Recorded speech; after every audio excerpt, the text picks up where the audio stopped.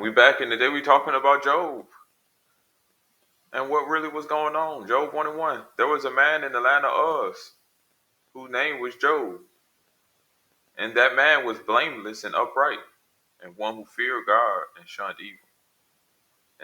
And 7 sons and 3 daughters were born to him. Also, his possessions were 7,000 sheep. So Job got all this. He got a strong family of 7 sons and 3 daughters, and he got a bunch of land and animals, right? And it says so that this man was the greatest of all the people of the East. So Job was the greatest man in the East. I want you to understand that the East is big, and in America, by the way. So it's big. Pause.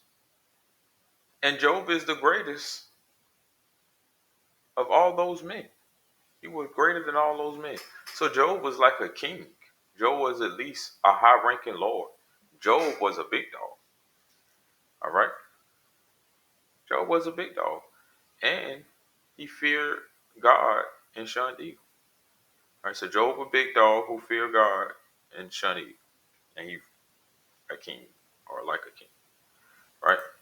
Now there was a day when the sons of God came to present themselves before the Lord, and Satan came along with them. So the sons of God are people. When it says the sons of God, it's talking about humans, human men. Okay? So the sons of God are people. And when they came to present themselves before the Lord, and Satan, which means deceiver, right, is also a person or people. Right? That's why I think Jesus told, was it Paul or Peter? Get from beside me, Satan. When you So anybody can play Satan, which means deceiver. Right? The Lord said to Satan, where do you come? So Satan answered the Lord and said, from going to and fro on the earth, and from walking back and forth on it. So he told the Lord, right? This is what Satan told the Lord, which are humans. I'm running shit. I'm a big dog.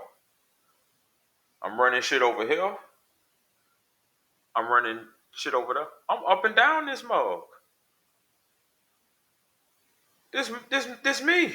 And the Lord said to Satan, have you considered my servant Job, that there is none like him on earth, a blameless and upright man, one who fears God and shuns evil?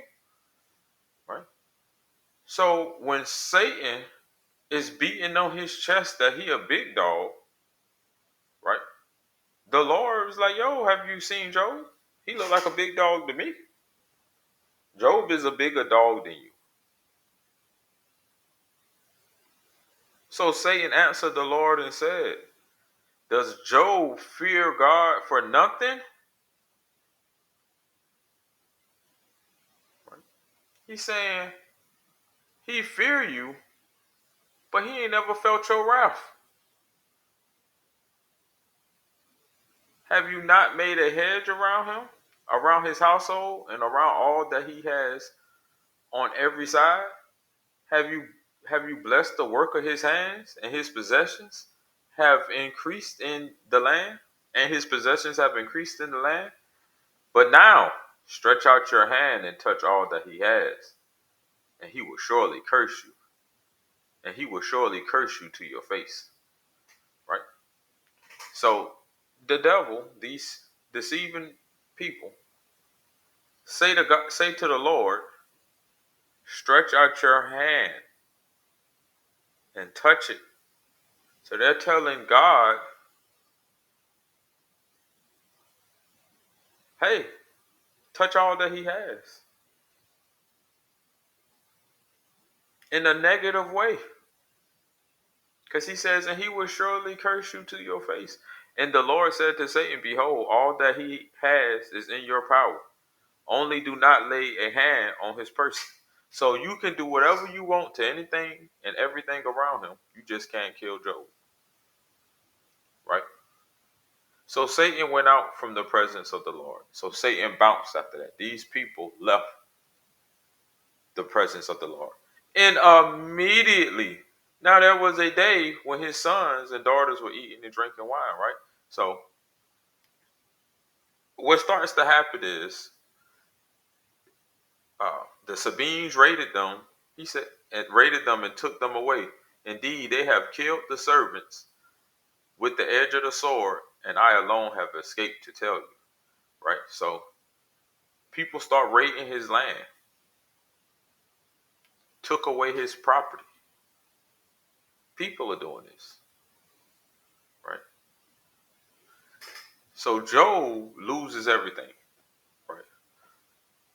So, but let me ask you, who's carrying out these attacks on Job? Right? Verse 18. While he was still speaking, another also came and said, your sons and daughters were eating and drinking wine in the oldest brother's house. And suddenly a great wind came from across the wilderness and struck the four corners of the house, and it fell on the young people, and they are dead, and I alone have escaped to tell you. So in every situation that happened, right? Job had one person survive to tell him that the tragedy happened. And who controls the wind coming from the wilderness? That it struck the four corners of Job's house and made it fall on everybody where one person lived. Now the Chaldeans raided and took the camels, right? But in verse 16, when it says, while he was still speaking, another also came and said, the fire of God fell from heaven and burnt up the sheep and the servants and consumed them. And I alone have escaped to tell you. Right? Who's making the fire of God fall from the heaven? Who's doing that? Who's passing out some of these punishments on Job? Who's passing out all the punishments on Job? Whether he's doing it himself with wind or whether he's sending in the Chaldeans. Right? So these things happen to Job. One person survives. But Job, right? In verse 22, and all this Job did not sin, nor charge God with wrong. So Job lost his family, right? Except his wife. And then he lost all his possessions. So Job went from the biggest person, the big dog in the east, to nothing, right? But he didn't say nothing bad about God. He blessed God, right? Blessed be the name of the Lord. Now he blessed God. He said, blessed be the name of the Lord. He gave thanks. Right. Verse 2. Again, there was a day when the sons of God came to present themselves before the Lord. And Satan came also among them to present himself before the Lord. And the Lord said to Satan, where do you come? From where do you come? Satan answered the Lord and said, from going to and fro in the earth and walking back and forth in it. And the Lord said to Satan, have you considered my servant Job? That there is none like him on earth, a blameless and upright man who fears God and shuns evil. And he holds fast to his integrity. Although you incited me against him to destroy him without cause. So he's saying, hey, you told me, right? If I took his possessions away, that he would curse me. And he didn't do it. So Satan answered the Lord and said, skin for skin, yes. All that a man has, he will give for his life. But stretch out your hand now and touch his bone and his flesh, and he will surely curse you to your face. So he's asking the Lord again, put your hands on him in a negative way, and he'll curse you to your face. But this time he's saying, hurt him, hurt his health. He'll give everybody, he'll sacrifice everybody else. Now hurt him and see if he'll curse you. And the Lord said to Satan, behold, he is in your hand, but spare his life. So again, you can hurt him, you can't kill him. Right? So Satan went out from the presence of the Lord and struck Job with painful boils. So they went to Job and gave him a disease that caused boils. You understand? And Job is chopped up. All right? But in the midst of Job being chopped up, his wife said to him, do you still hold fast to your integrity? Curse God and die. Right? So Job's wife is over that shit. She like, bro, just die. Like, what are you doing? What are you doing? So everybody, this the first turning on Job.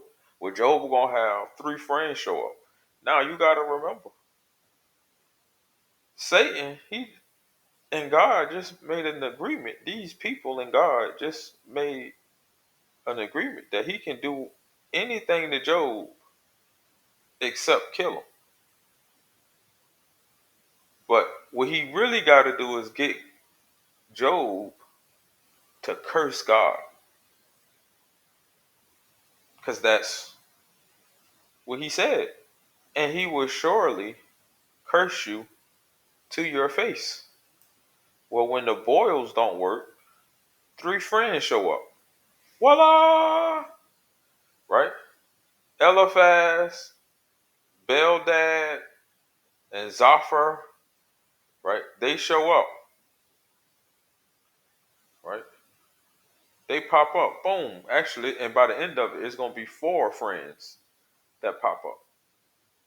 And the first 3 friends tell Job pretty much, bro, you did something wrong. Just repent. They trying to tell Job this bad thing is happening to him because he did some kind of sin.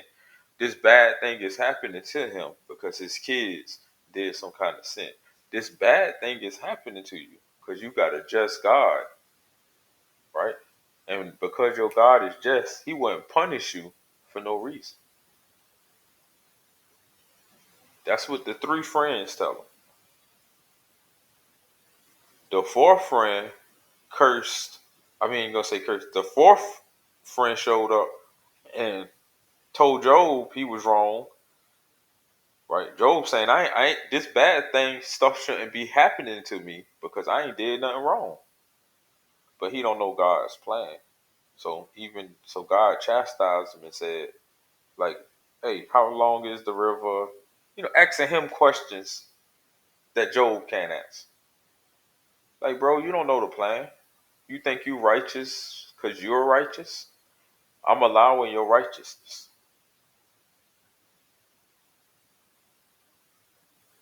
So Job think he right.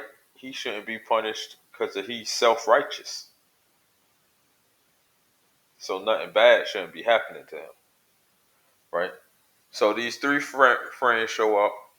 They tell Job, repent because you did something wrong. They teaching him of a God that when something bad happened to you, it's because somebody did something wrong. Right? So in Job 42:7, right? He said, after the Lord said these things to Job, he said to Eliphaz, I am angry with you and your 2 friends. See, the 4th friend told Job he was tripping, and he told the 3 friends they was tripping. And that all things are done God. Right. So he's saying, so God ain't he not getting in trouble. And God ain't considering him really a friend. Right. Because the fourth guy kept it real. I am angry with you and your two friends because you have not spoken the truth about me, as my servant Job has. Right? So God about to send them a punishment. Right? He said, my servant Job will pray for you, and I will accept his prayer and not deal with you according to your folly. You have not spoken the truth about me, as my servant Job has. So Eliphaz, Bildad, Shuhite, Bildad and Zophar did what the Lord told them, and the Lord accepted Job's prayer. Right? So they gotta go and do all these sacrifices and stuff, right? Give up all this stuff, and they all had to give them a piece of silver and a gold ring. They had to give all this stuff to Job, these three people, right? Then the Lord blessed the later part of Job's life more than the former part. But what you miss in this message is that God is showing Job, I can do what I want to do, because you just a human. You don't know what the plan is, right? Some people, and the three friends was teaching Job that God only does good. So if something bad happened, it's somebody else, right? But you don't know that that's your blessing because you don't understand nothing. So when bad things are happening to you, are they really bad things, or is it God's plan, right? People don't like to associate God with evil. But in Isaiah 45:7, it says, I form the light and create darkness. I make peace and create evil. I, the Lord, do all these things. I form the light, the good, and create the darkness, the bad. I make peace, good times. I create evil, bad times. I, the Lord, do all these things. He do the good and the bad. Now, he might have chess pieces on the board where he gonna use to execute some of his vengeance. Whatever he want him for, he do what he want to do. The potter do what he want to do with the clay.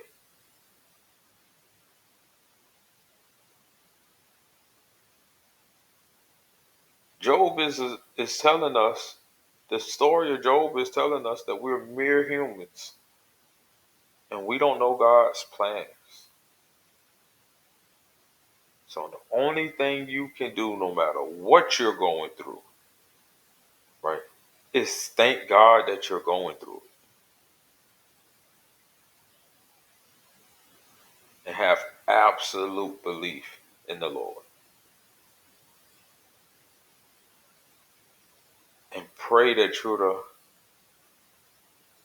the chess piece that's going to be saved